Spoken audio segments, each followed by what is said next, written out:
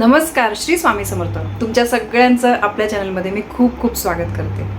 बघा, अधिक मासाची आत्ता अमावस्या आहे. म्हणजे अमावस्या आली की तो महिना संपत असतो आणि अधिक मासाची अमावस्या ही यावेळेस सोमवती अमावस्या आहे. तर अमावस्या कधी आहे बघा, 14 जूनला रविवारी दुपारी 12:20 अमावस्या प्रारंभ होतोय, सुरुवात होते आणि अमावस्या समाप्ती ही 15 जूनला सोमवारी होते. म्हणजे खरं बघायला गेलं तर सोमवती अधिक मासाची ही जी अमावस्या आहे ही 15 जूनला सोमवारीच करायची आहे.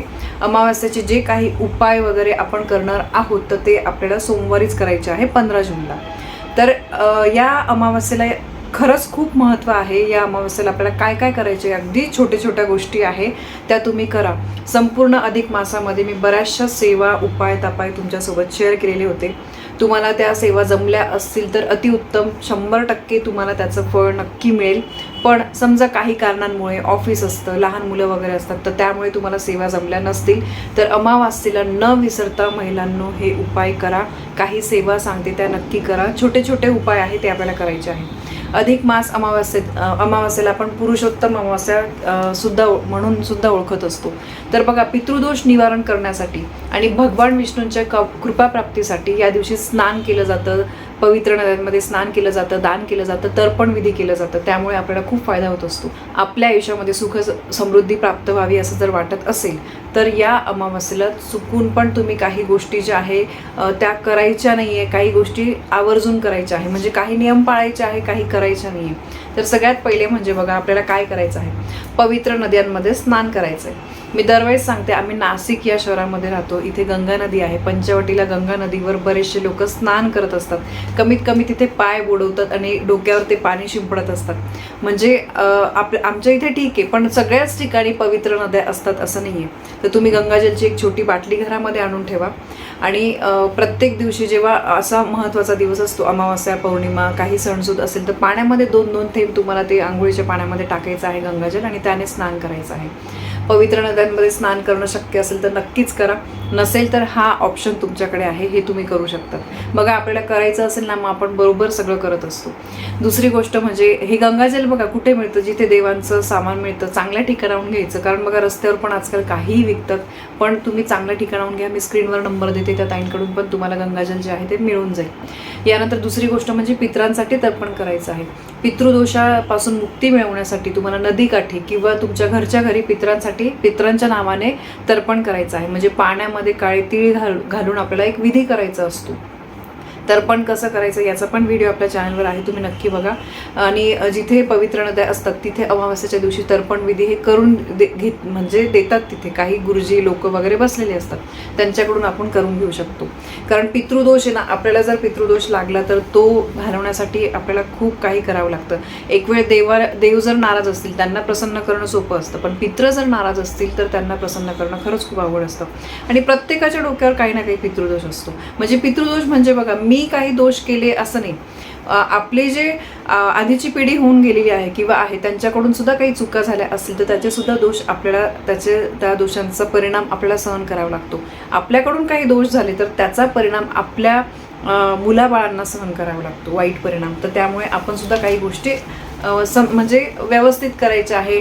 काही चुकीच्या गोष्टी करायच्या नाही. कधी कोणाला त्रास होईल असं वागायचं नाही. निदान आपल्या मुलाबाळांना त्याच्यामुळे त्रास होतो याचा तरी तुम्ही विचार करा. यानंतर दुसरी गोष्ट म्हणजे या अमावस्येच्या दिवशी तुम्हाला पिंपळाच्या झाडाची पूजा करायची आहे. पिंपळाच्या झाडाला पाणी अर्पण करायचं आहे.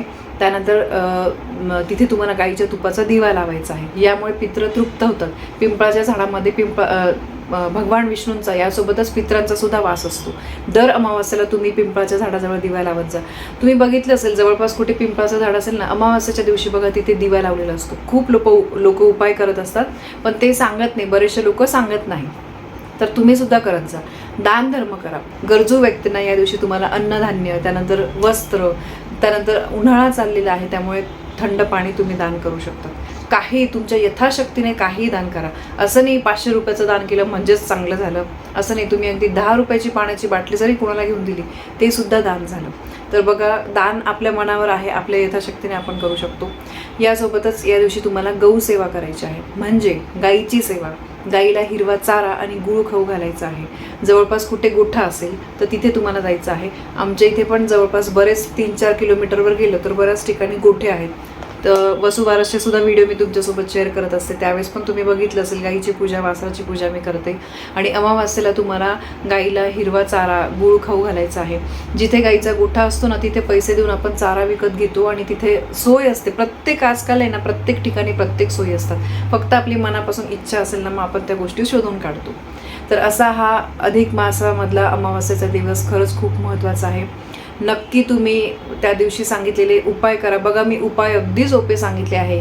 हे उपाय ना तुम्ही अगदी चालू करू शकाल. आणि अमावास्या तिथी माता लक्ष्मीला आकर्षित करते, तर त्यामुळे हे उपाय केल्यामुळे तुमच्या घरामध्ये 100% धनधान्य जे आहे ते भरपूर येईल, सुखसमृद्धी येईल. आणि मी अधिक मास जो आहे तर तो मी तुम्हाला सांगितलं 33 महिन्यानंतर हा येत असतो, 3 वर्षानंतर असतो. आता ही अधिक मासाची अमावस्या आपल्याला डायरेक्ट 3 वर्षांनंतर याचे उपाय जे आहे ते आपल्याला करता येतील. तर त्यामुळे आत्ता आलेले हा जो चान्स आहे हा तुम्हाला सोडायचा नाही आहे. सांगितलेल्या सेवा करा, उपाय करा, नक्कीच तुम्हाला 100% याचा फायदा होईल. जसं बघा, ही अमावस्या तिथी महत्त्वाची आहे. या दिवशी काही गोष्टी आपल्याला करायच्याच आहे, काही कामं आपल्याला करायचीच आहेत. त्याचप्रमाणे काही चुका टाळायच्या आहेत. चुका म्हणजे बघा, आपल्याला सगळ्यात पहिले म्हणजे मांसाहार या दिवशी करायचा नाही आहे. मांसाहार अजिबात करू नये. या दिवशी मांसाहार केल्यामुळे आपल्याला पितृदोष अजून आपला वाढतो. पितृदोष वाढला ना, मग तुमच्या आयुष्यामध्ये काही चांगलं होत नाही. कष्ट कराल पण नशिबाची साथ मिळत नाही. पैसा कमवाल पण तो पैसा पुरत नाही. सारखे दुःख एकामागून एक येतच राहतात आणि ते पेलवण्याची आपल्याला ताकदसुद्धा देऊ देत नाही. तर त्यामुळे अशा महत्त्वाच्या दिवशी आपल्याला मांसाहार करायचा नाही आहे. त्यानंतर कोणाला फसवू नका, कोणाशी खोटं बोलू नका, मोठ्यांचा अपमान करू नका.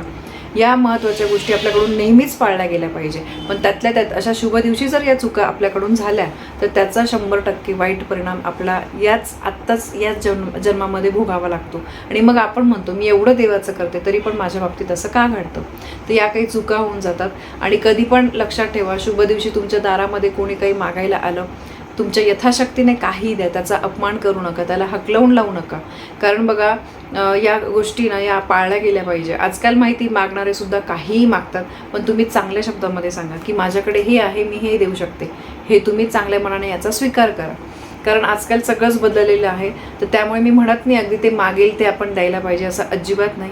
पण आपण काही त्यांना वाईट साईड बोलायचं नाही. आपल्या हातून काही चूक होणार नाही याची आपल्याला काळजी घ्यायची. तर अशा या काही गोष्टी आहे, या आपल्याला होऊ द्यायच्या नाही, काही चुका टाळायच्या आहे. तर ही अतिशय महत्त्वाची माहिती मला तुमच्यापर्यंत पोचवायची होती. माहिती पटली असेल, व्हिडिओला लाईक करा, शेअर करा. चॅनलवर नवीन असाल तर सबस्क्राईब नक्की करा. धन्यवाद. श्री स्वामी समर्थ.